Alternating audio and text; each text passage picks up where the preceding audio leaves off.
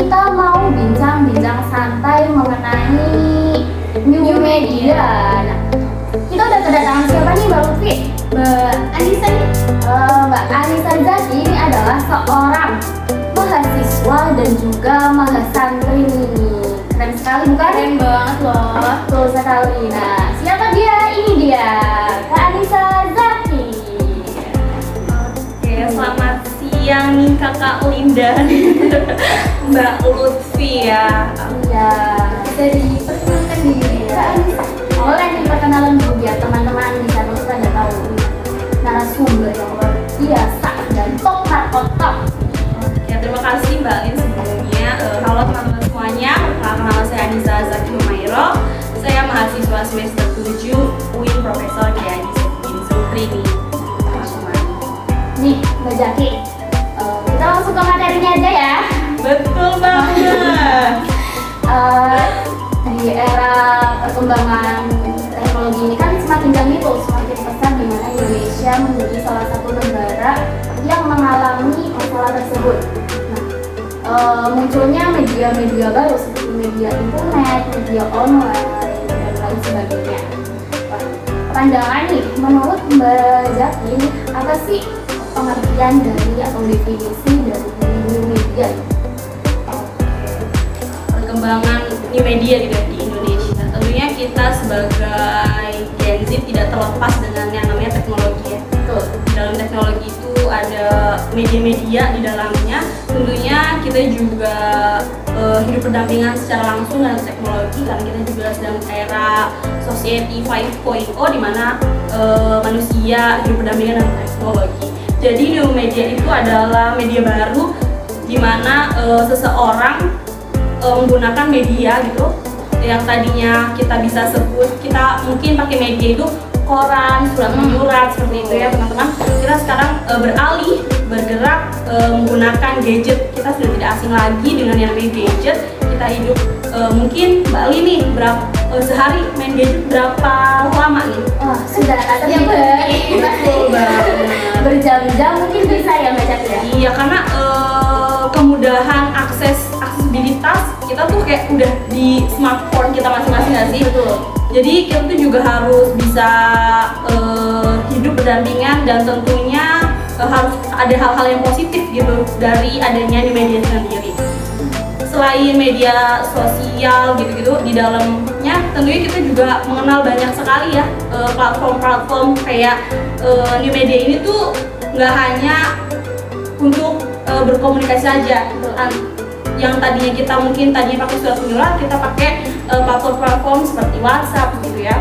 Instagram, betul sekali. Terus juga seiring berjalannya waktu banyak banget platform-platform kayak peralihan ataupun pergantian dari perdagangan gitu ya. Itu betul banget. Kita tuh kayak udah kenal kita tuh kalau mau beli apa-apa nggak harus loh datang. Bisa lewat online. Betul banget, walaupun banyak minusnya atau poin plus minusnya gitu ya. Seperti beredar beberapa pekan yang lalu ada salah satu platform yang ditutup gitu ya, karena itu berdampak juga buat UMKM kecil gitu sih menurut aku. Jadi beda. Kayaknya juga banyak banget nih apa ya, remaja-remaja sekarang tuh belum tahu apa sih dampak dari media sosial gitu. Boleh dijelaskan nggak Kak Anissa? Oke, menurut aku media sosial itu tentunya memiliki dampak yang positif dan negatif. Salah satunya ketika kita sudah terlalu ketergantungan dengan media sosial, tentunya kita juga jadi acuh tak acuh nggak sih sama saling individualisme gitu. Jadi Kurang interaksi. iya, ya? betul banget, kurang interaksi. Padahal kita makhluk sosial yang bahkan membutuhkan seseorang lain untuk berinteraksi kayak gitu sih. Terus dengan adanya new media ini juga tentunya nggak selalu hal-hal buruk gitu. Ada yang hal-hal yang positif juga, kayak misalkan kita mahasiswa dan mahasantri tentunya kita bisa membranding ataupun memberikan dakwah melalui teknologi itu sendiri, melalui platform-platform tersebut kayak gitu sih menurutku. Ya tentunya kita juga harus memfilter sih apa sih yang baik untuk kita sama yang enggak seperti itu. izin bertanya ya Kak Zaki nih, kita kan sebagai generasi Z nih, manfaat new media sendiri bagi bidang pendidikan itu apa sih? Oke, manfaatnya ya. Jadi tidak dapat dipungkiri ya teman-teman, kita juga sering yang menggunakan website-website untuk mencari jurnal seperti itu, untuk mengunggah juga. Kadang kita juga memiliki ilmu juga kita bisa di-share tuh lewat platform atau enggak kita juga bisa nge-share riset-riset kita di berbagai jurnal itu menurutku. Terus juga tentunya kita juga bisa menceritakan, kan sekarang banyak banget ya dakwah itu bisa lewat Instagram, TikTok, itu gampang. YouTube betul banget. Terus sih menurut aku. Nah, kayak dampak kemarin nih kan ada corona tuh, kita belajar juga bertatap muka melalui Zoom online, Zoom, Jimit, iya betul. sampai sekarang juga sebetulnya. Iya betul, itu salah satu dampak positifnya sih. Kayak adik Kak Zaki mau tanya nih, kita kan sekarang ini mau menghadapi di tahun 2024 ini, yang mana nantinya ada pilpres Betul. yang diselenggarakan pada tanggal 14. Oh ya, 14 Februari 2024. Nah, sebagian dari masyarakat yang untuk mencoblos itu kan dari generasi Z sendiri nih. Tuh, bagaimana nih pendapat Kak Zaki mengenai hal tersebut agar generasi Z ini tidak termakan oleh berita-berita yang kurang valid atau hoax? Gimana? Betul banget, karena untuk saat ini sudah mulai memanas ya para capres dan cawapres di media sosial itu. Tentunya kita sebagai Gen Z juga harus memfilter, balik lagi memfilter kayak gimana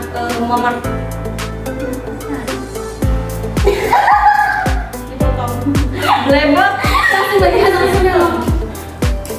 Iya betul banget, kita bakal pesta rakyat di tanggal 14 Februari. Kalau Gen Z itu bilangnya kayak berbarengan sama Valentine. Betul banget kan, Valentine. Jadi balik lagi Gen Z juga harus memfilter kayak jangan terbawa suasana. Memang sih itu bakal memanas banget di 2024 ini, kita bakal pemilihan. Tentunya kita harus bisa menyaring mana itu berita yang hoax, terus berita yang tidak mengandung sara gitu kan. Tentunya kita juga dengan adanya new media ini kita juga mudah mengakses ke sumber informasi yang lebih luas lagi. Terus kemudian adanya kemudahan komunikasi dan kolaborasi. Jadi dengan adanya komunikasi dan kolaborasi ini, jadi kita tuh diskusi gitu terhadap pilpres itu. Jadi kita tuh nggak terbawa dengan suasana ataupun berita-berita yang hoax. Misalkan sering banget kita biasa kalau lihat itu trending di Twitter ya, kayak gitu sih. Jadi lebih mempelajari lagi kayak mana sih yang berita yang baik kayak gitu, berita yang valid betul banget, biar nggak ke bawah. Jadi kita juga bukan pelaku yang menyebarkan berita-berita hoax tersebut. Jadi kita tuh harus bisa membaca situasi juga, bener nggak sih keadaannya seperti ini kayak gitu. Sumbernya harus Jelas juga. ya. Berarti buat teman-teman di sana tuh jangan mudah terpengaruh tergiring opini. tergiring opini Iya.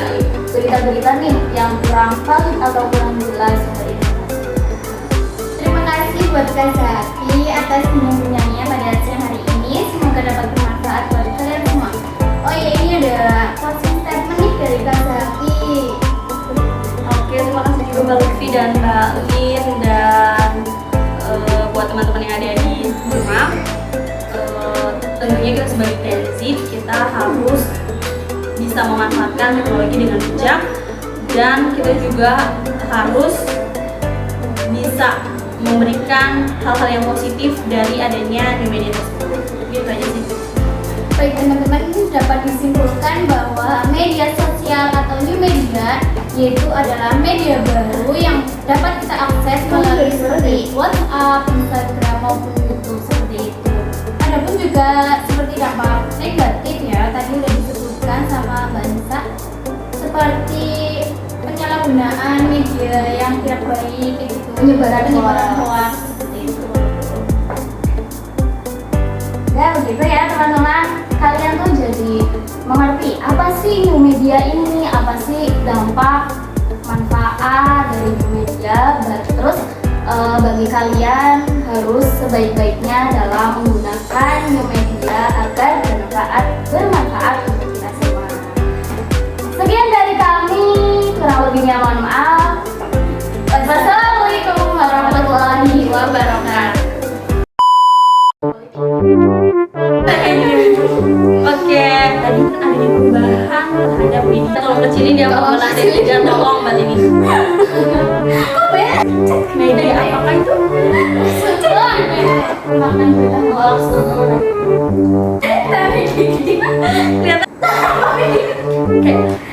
kayak gimana?